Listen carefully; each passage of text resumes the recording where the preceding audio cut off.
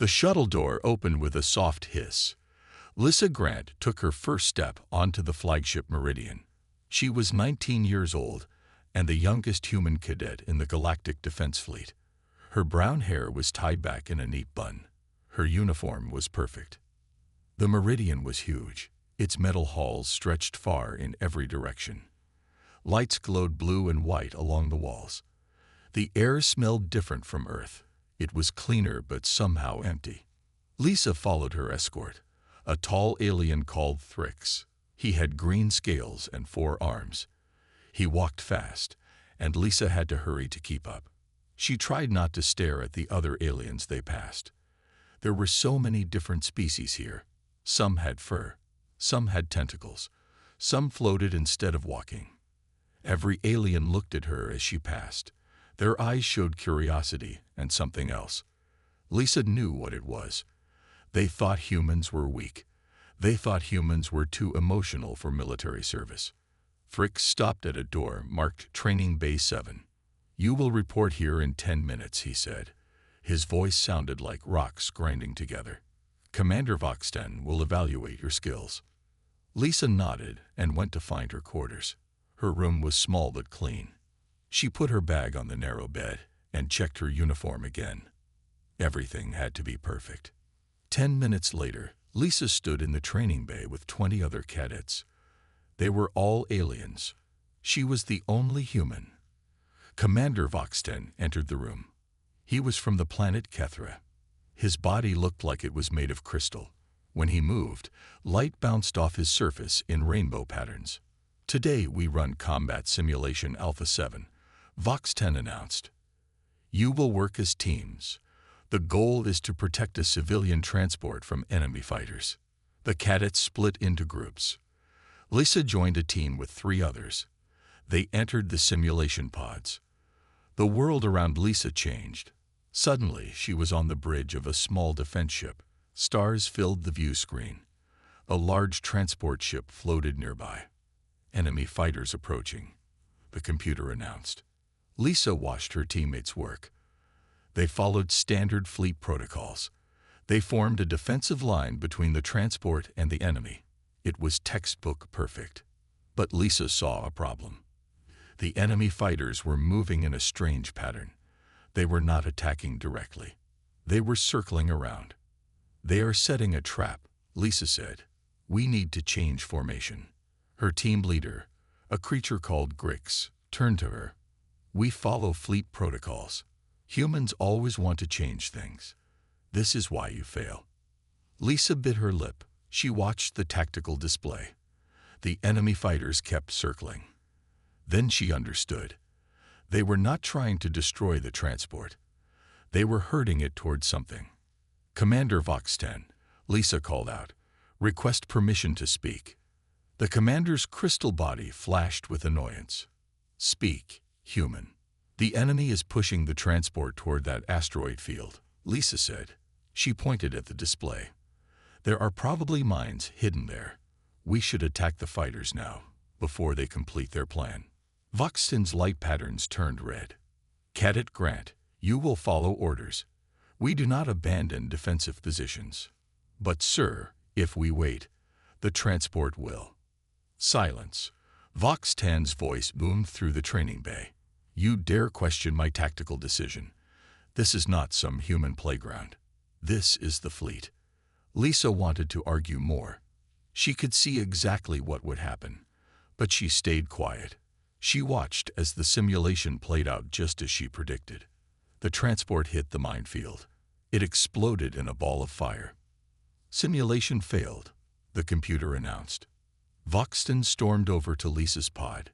"Your outburst distracted the team. Your emotional human nature caused this failure." Lisa stood straight. "Sir, I was trying to save the transport." "You were trying to show off," Voxten said. His crystal body pulsed with anger. "Humans cannot control themselves. You are proof of this. Report to Admiral Nexus immediately." Lisa left the training bay. She knew she was in trouble, but she also knew she had been right. The transport could have been saved. Sometimes being right was not enough. Lisa stood before the military tribunal. The room was cold and dark. 7 judges sat behind a curved metal table. Each judge was from a different alien species. Admiral Nexus sat in the center. He was a Zephyrian, with blue skin and 6 eyes that never blinked. The other judges looked at Lisa with disapproval. She recognized some of their species: a Voradian with thick gray fur, an Altarian with silver feathers, a Darkanian with tentacles that moved constantly. None of them looked friendly. Admiral Nexus spoke first. His voice was like ice. Cadet Lisa Grant, you are charged with insubordination during combat training. You questioned a direct order from Commander Vox-10. You disrupted a military exercise. How do you answer these charges? Lisa kept her back straight.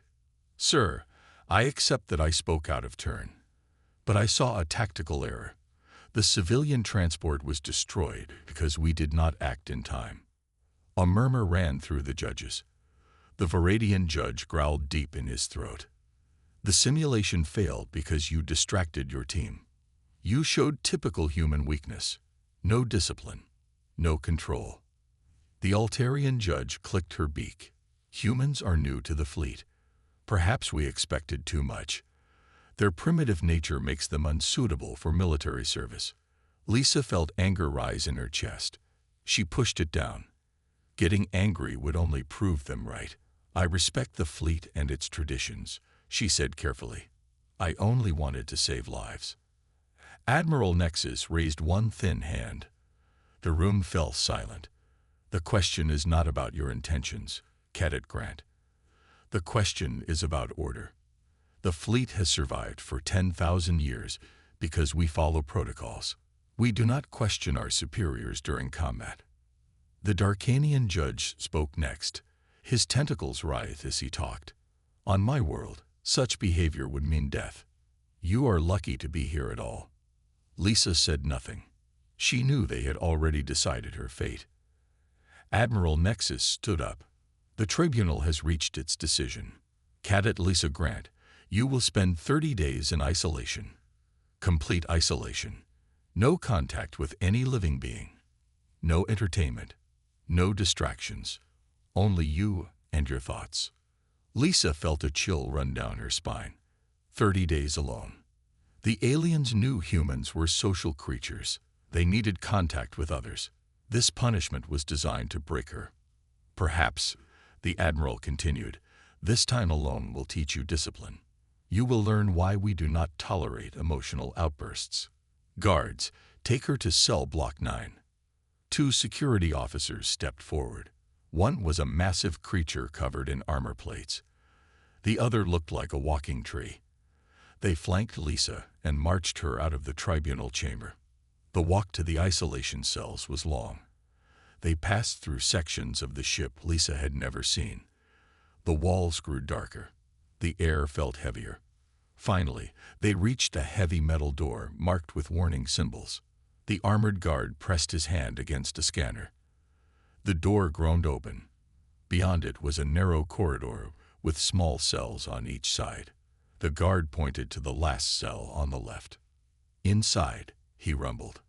Lisa stepped into the cell. It was barely larger than a closet. Gray metal walls, a narrow cot, a small water dispenser, a basic waste unit, nothing else. No windows, no screens, no way to tell time. The door slammed shut with a terrible finality. Lisa heard the locks engage, multiple locks, heavy ones. She sat on the cot and looked around her new home. 30 days, 720 hours, 43,200 minutes. The numbers felt enormous. The silence was complete. She could hear her own heartbeat, her own breathing, nothing else. The walls seemed to press closer already. Lisa closed her eyes and took a deep breath. They wanted to break her. They wanted to prove that humans were weak. They thought isolation would destroy her mind. Lisa smiled grimly in the darkness. They did not understand humans at all. They did not know what humans could endure, what they could become when pushed to their limits. She would show them. She would survive this. She would come out stronger. The first day began. The first 3 days were the hardest. Lisa paced the small cell like a caged animal. 4 steps forward. Turn. 4 steps back. Turn. The walls felt like they were closing in. She tried to sleep but could not. The silence was too loud. On the 4th day, something changed. Lisa woke up and felt different, calmer. She sat on the floor and began to breathe slowly. In, out, in, out. She remembered her grandmother teaching her this when she was small. When the world is too much, her grandmother had said, go inside yourself. Find the quiet place. Lisa found that place now. She sat still for hours, just breathing, just being. The cell did not feel so small anymore. On day 7, she began to exercise. Push-ups, sit-ups, stretches. She used the walls for support. She created routines. 20 push-ups. Rest. 20 more. Her body grew stronger. Her mind grew clearer. By day 10, Lisa had developed a schedule. Wake up. Exercise for 2 hours. Meditation for 1 hour. Mental training for 3 hours. More exercise. More meditation. Sleep. Repeat. The mental training was the most important part. Lisa replayed the failed simulation in her mind. She saw every detail, every movement of the enemy fighters, every mistake her team made. She ran the scenario again and again. Each time, she tried new solutions. She began to see patterns. The enemy fighters moved like a school of fish. They seemed chaotic, but followed hidden rules. Lisa mapped these rules in her mind. She created new tactics to counter them. On day 15, something strange happened. Lisa realized she could see the simulation more clearly than when she was actually in it. Her mind was creating perfect models. She could rotate them, change variables, test theories. She started with simple scenarios, 2 ships, 3 ships, then more complex ones, entire fleets, multiple species working together. She found the weaknesses in standard fleet protocols. She designed new approaches. By day 20, Lisa's brain was working differently. The isolation had not broken her. It had freed her. Without distractions, her mind could focus completely. She fought faster, saw connections others missed, solved problems that had puzzled fleet tacticians for years. She exercised harder now. Her body adapted to the small space. She could do handstands against the wall, hold difficult positions for long minutes. Physical strength fed mental strength. Lisa also discovered she could slow down time in her mind. Not really, of course, but her thoughts moved so fast that everything else seemed slow. She could plan 20 moves ahead while others planned 3. The darkness no longer bothered her. She had learned to see without seeing. Her other senses grew sharper. She could feel the vibrations in the walls when ships passed outside. She could taste changes in the recycled air. On day 21, Lisa felt a presence outside her cell. Multiple presences, alien minds. She could almost sense their thoughts. Fear, uncertainty, desperation. Something was very wrong on the ship. She stood up and placed her hand on the door. The metal was cold, but beyond it, she felt chaos. Running feet, raised voices. The ship shuddered slightly. Battle damage. Lisa sat back down and closed her eyes. She let her enhanced mind reach out, processing fragments of sound, analyzing vibration patterns, building a picture of what was happening. The fleet was in trouble, serious trouble, and they were coming for her. She smiled in the darkness. They had locked her away to break her. Instead, they had created something new, something they did not understand. The isolation had not weakened her human nature. It had concentrated it, refined it, made it stronger. Lisa stood and stretched. She was ready. Whatever waited beyond that door, she would face it. The alien commanders thought humans were weak because they were emotional. They were wrong. Human emotions, controlled and focused, were the greatest strength in the universe. The locks on her door began to disengage. The Meridian shook violently. Alarms screamed through every corridor. Red lights flashed. Crew members ran in all directions. On the bridge, Commander Voxton stood frozen as another explosion rocked the ship. "Shields at 30%, shouted the Voradian weapons officer. His fur stood on end. "We cannot take many more hits." Admiral Nexus gripped his command chair. His 6 eyes scanned the tactical display. Dozens of enemy ships surrounded them. Strange ships, dark shapes that seemed to bend light around them. "It cannot be," the Admiral whispered.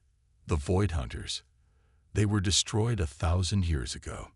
But the evidence was right in front of them. The ancient enemy had returned. Their black ships moved like predators. They struck without warning. They adapted to every defense. "Fire all weapons," Vox 10 ordered. His crystal body flickered with fear. The Meridian's guns blazed. Energy beams and missiles streaked through space. Most missed their targets. The few that hit did little damage.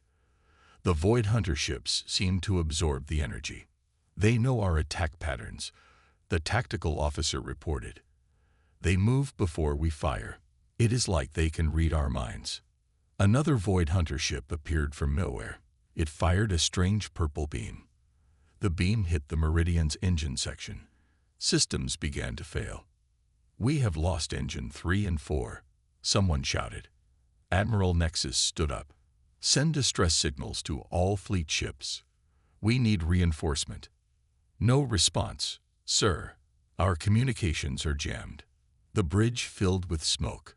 Sparks flew from damaged consoles. Crew members stumbled and fell.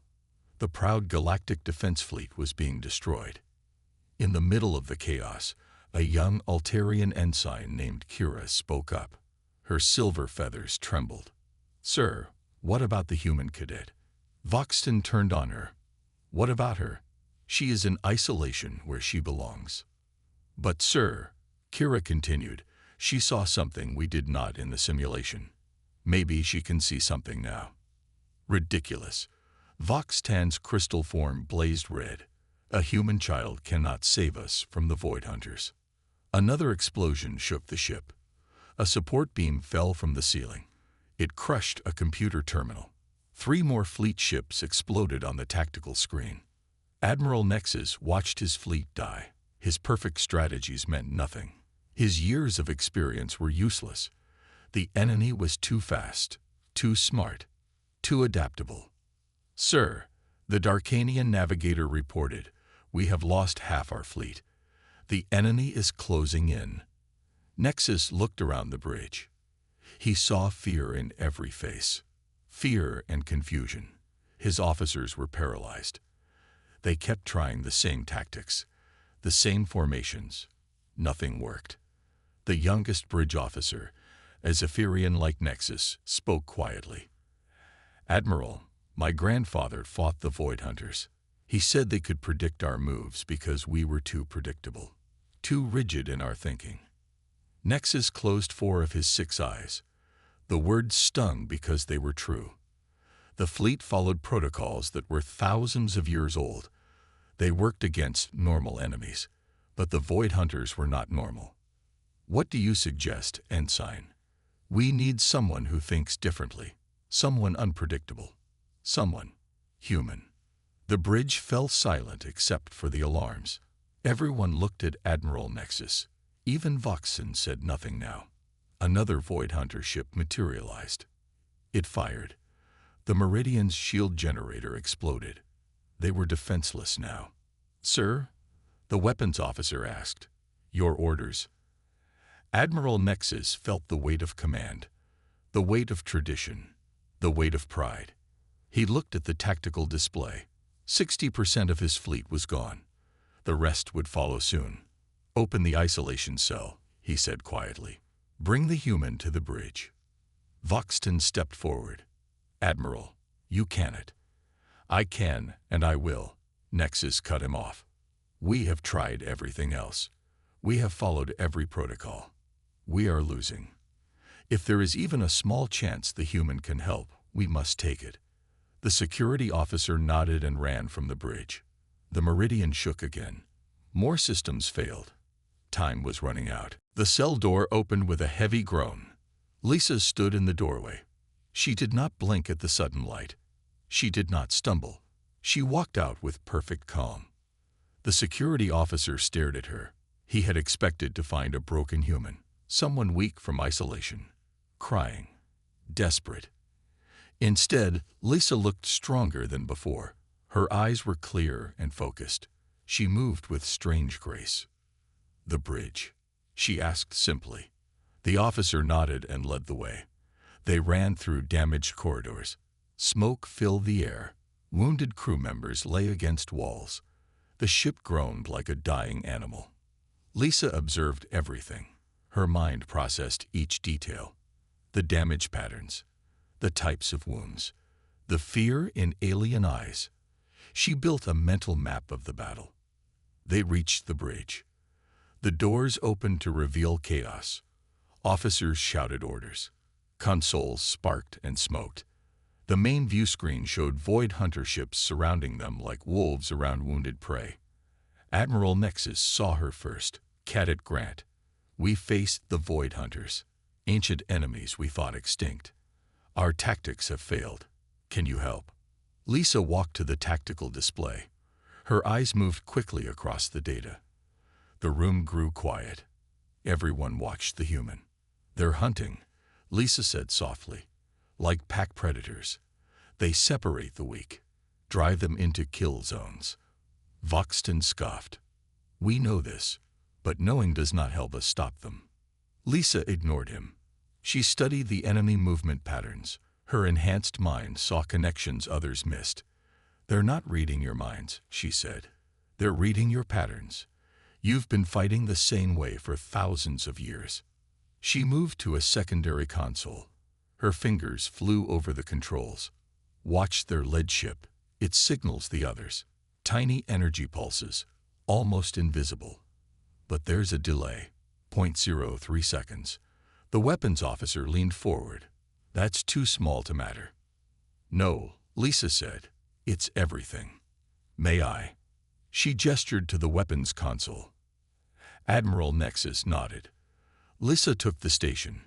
She did not fire immediately. She waited, watched. Her breathing slowed. A junior officer whispered to Kira, "What is she doing? Why doesn't she shoot?" Lisa heard him. "I'm learning," she said without turning. "They expect immediate response, aggression, pride. They use it against you." She suddenly fired. Not at the nearest enemy, not at the biggest threat. She fired at empty space. The shot seemed wasted. Then a Void Hunter ship appeared exactly where she had aimed. The beam struck its weak point. The ship exploded. The bridge went silent. "How?" Vox-10 managed to ask. "They're predictable too," Lisa explained. "Just differently. They expect you to be predictable. So they follow patterns based on that expectation. Break your patterns, and theirs become visible." She turned to the helm officer.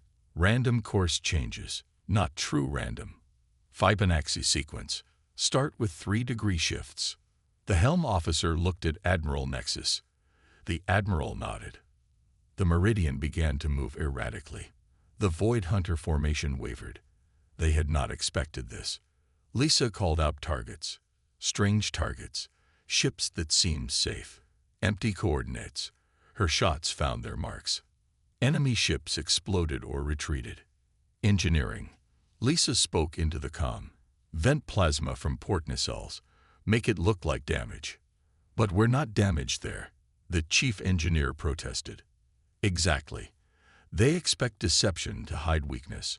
Show fake weakness instead." The plasma vented. 3 Void Hunter ships moved to attack the damaged side. Lisa was ready. Coordinated fire from hidden weapon ports destroyed all 3. Word spread through the fleet. The human Cadet was turning the battle. Ships began copying her tactics. The rigid formations broke apart. Chaos replaced order. But it was controlled chaos. Human chaos. Vox-10 watched in disbelief. Everything he believed about military discipline was being shattered. Yet it was working. Admiral Nexus stood beside Lisa. How do you see what we cannot? Lisa fired another shot. Another hit. You see what you expect to see. I see what is. The Void Hunters began to retreat. For the first time in the battle, they seemed confused. Their ancient tactics had found an unexpected counter. Lisa Grant had been locked in darkness. She had emerged as light. The bridge was quiet now. The immediate danger had passed. Void Hunter ships retreated into deep space, but everyone knew they would return. The question hung in the air like smoke. Who should lead? Admiral Nexus stood at his command station. His authority came from years of service, from tradition, from the chain of command that held the fleet together. But that same tradition had nearly destroyed them. Lisa stood at the tactical console. Her authority came from results, from saving lives, from seeing what others could not. But she was a cadet, a human, an outsider. The bridge crew looked between them, uncertain, divided. Lieutenant Commander Zara broke the silence. She was Voradian. Her people were warriors. They respected strength and honor above all else. She had served for 30 years, never questioned orders, never broke protocol. Until now. Zara walked to the center of the bridge. Her gray fur rippled. Her voice was deep and clear. I will follow the human. The words hit like a shockwave. Vox Tan's crystal body flared. You cannot. She is not even an officer. She is a child. Zara turned to face him. She saved us. You did not. A young Altarian pilot spoke next. The human sees truth. I will follow her. Then a Darkanian engineer.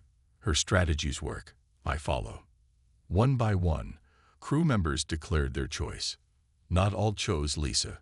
Some stayed loyal to the traditional command. The bridge divided into two groups. Admiral Nexus watched it happen. His 6 eyes showed no emotion. Inside, he felt the weight of history shifting. Everything he had learned, everything he had taught, being questioned by a human teenager. The ship's AI spoke suddenly. Its voice was neutral, mechanical. Analysis complete. Cadet Grant's tactical efficiency exceeds standard protocols by 300%. Probability of fleet survival under her command, 62%. Under traditional command, 18%. Even the computer preferred the human. Voxton stepped forward. This is madness. We cannot abandon 10,000 years of tradition for one battle. 10,000 years of tradition nearly killed us, Zara replied. The argument grew heated. Voices raised. Old prejudices surfaced. Some called humans primitive. Others called the traditional officers blind. The unity of the crew cracked like ice. Lisa had said nothing during the debate. She watched, listened, processed. Now she spoke. Stop. Her voice was quiet but carried power. The arguing ceased. The enemy will return, she said. They will adapt to what I did. We need to be ready. We need to work together, all of us. She looked at Admiral Nexus. Sir, you have knowledge I lack. Experience. Understanding of 100 species. I need that. Then she looked at the crew. But we also need new thinking. Flexible tactics. The ability to change. To surprise. To be human when necessary. She stepped back from the tactical console. I don't want command. I want to help. Let me be your tactical advisor. Let me work with your officers. Combine our strengths. Admiral Nexus studied her. This human who had been locked in darkness, who should have been broken, who instead emerged stronger, wiser, more dangerous than any weapon. The AI is correct, he said finally. Your methods are more effective. But Cadet Grant is also correct. We need both old wisdom and new ideas. He made his decision. Cadet Grant, I hereby grant you field commission to lieutenant.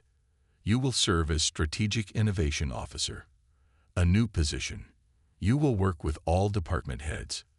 Your unconventional tactics will complement our traditional methods. Some officers protested. Others nodded approval, but the decision was made. Lisa saluted. "Thank you, sir. I won't let you down." "You already haven't," Nexus replied. The moment was interrupted by alarms. Long-range sensors detected movement. The Void Hunters were regrouping, preparing for another attack. "All stations," Admiral Nexus ordered. "Prepare for battle."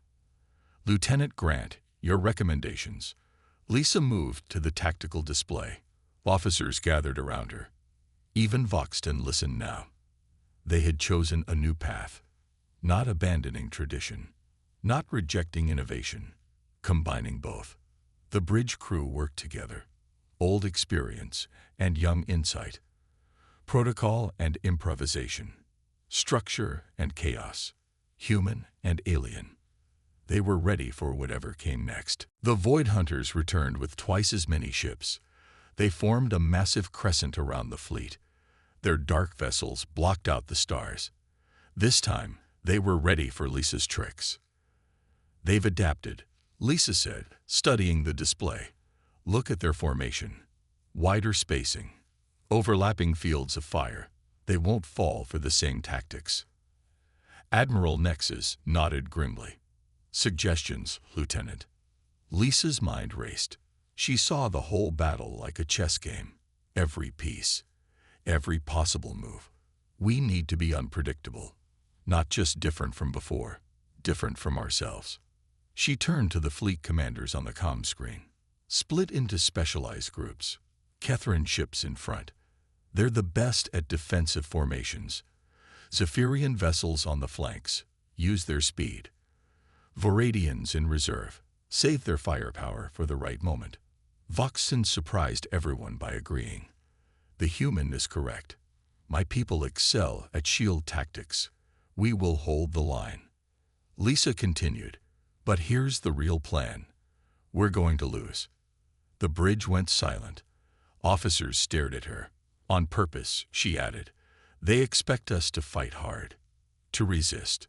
So we'll retreat, badly, make it look real." "Run away?" a Darkanian officer asked. "That brings dishonor." "No," Lisa said. "We're not running. We're leading them into a trap. The Meridian will be the bait." She explained quickly. The fleet would fake a panicked retreat. The Meridian would pretend to have engine failure. The Void Hunters would focus on the flagship. When they committed their forces, the trap would spring. Admiral Nexus gave the order. The battle began. The fleet fought briefly, then began to fall back. Ships scattered in apparent confusion. The Meridian's engines sputtered and died. Perfect acting. The Void Hunters took the bait. Their commander sensed victory. The mighty Galactic fleet was breaking. The flagship was helpless. They surged forward. "They're fully committed," Lisa reported. 90% of their forces are converging on us." The Meridian drifted in space, helpless, wounded, or so it seemed. "Wait," Lisa whispered. "Not yet." The enemy ships closed in. Weapons charged. They prepared for the killing blow. "Now," Lisa shouted. The Meridian's dead engines roared to life. Not away from the enemy. Straight at them. The sudden acceleration caught the Void Hunters completely off guard. At the same time, the scattered fleet ships turned. They had not fled randomly. They had taken precise positions. Now they had the Void Hunters surrounded. "Fire everything," Admiral Nexus commanded. The trap snapped shut. Weapons fire erupted from all directions. But Lisa wasn't done. "Engineering, overload the damaged power core," she ordered. "Route it through the main deflector." The chief engineer's eyes widened. "That will create a massive electromagnetic pulse. It could destroy us too. Not if we time it right. Trust me." The Meridian plunged into the heart of the enemy formation. Void Hunter ships tried to scatter. Too late. The overloaded core discharged through the deflector array. A brilliant blue wave expanded outward. Every Void Hunter ship went dark. Their advanced systems shut down. Their adaptive technology became their weakness. The more complex the system, the harder the pulse hit. The fleet ships, with their mixed technologies and Lisa's prepared countermeasures, survived. They opened fire on the helpless enemy. It was not a battle anymore. It was an execution. Within minutes, the Void Hunter fleet was destroyed. A few ships managed to jump away, carrying news of their defeat. They would think twice before returning. The bridge erupted in celebration. Different species embraced, old rivalries forgotten. They had won. Together. Admiral Nexus placed his hand on Lisa's shoulder. Your plan was insane. Reckless. Brilliant. Lisa smiled tiredly. Sometimes being human means being all three. Voxton approached. His crystal form pulsed with new colors. Respect. Admiration. I was wrong about humans. About you. You saved us all. The battle was over. But something greater had begun. The fleet would never be the same. They had learned that strength came not from rigid tradition or wild innovation alone. It came from unity. From combining the best of all species. From being unpredictable. From being human when necessary. 6 months had passed since the battle with the Void Hunters. The Galactic Defense Fleet was different now. Change had come to every ship, every station, every training facility. Lisa Grant stood on the bridge of her own ship, the Unity. She was 20 years old and the youngest fleet commander in history. Her crew was unique. Members from all species worked side by side. They had volunteered to serve under the human who changed everything. The Unity was more than a ship. It was a symbol, a promise of what the fleet could become. Commander, we have visitors, her first officer announced. He was Kethren, like Voxton, but younger, more open to new ideas. 3 shuttles approached. Each carried cadets, new recruits who had heard about Lisa's methods. Many were human. After her success, the fleet had opened its doors wider. Humans were no longer seen as primitive. They were seen as valuable. Lisa watched the shuttles dock. She remembered her own arrival on the Meridian, how the aliens had looked at her with doubt, with prejudice. Now they looked at humans with respect. Shall we meet them? Her first officer asked. Lisa nodded. They walked to the landing bay. The new cadets stood in neat rows. Different species, different worlds, but all wore the same uniform. All shared the same purpose. A young human girl stepped forward. She was maybe 18. Her eyes were nervous but determined. Commander Grant, I'm Cadet Mary Foster. I requested assignment here. They say you teach differently. Lisa smiled. We all teach each other here. What can you bring to our crew? Mary straightened. I see patterns in stellar phenomena. Unusual ones. My instructor said I was imagining things. Were you? No, ma'am. I was right. The patterns predicted a solar flare, but nobody listened until it happened. Lisa turned to her first officer. Sounds familiar, doesn't it? He nodded. His crystal form flickered with amusement. Very familiar. Later, Lisa stood in her ready room. The wall displayed commendations, awards, recognition from worlds she had helped save. But the most important item was a simple photo. The bridge crew of the Meridian. The day they chose to follow her. Her door chimed. Enter. Admiral Nexus walked in. He visited often now. They had become friends. More than that. Teacher and student. Though sometimes it was hard to tell which was which. The council approved your proposal, he said. The new training program starts next month. Lisa's program combined traditional fleet discipline with human adaptability. Cadets would learn to think flexibly, to question wisely, to innovate safely, to respect the old while embracing the new. Any resistance? She asked. Some, but less each day. Your results speak louder than any argument.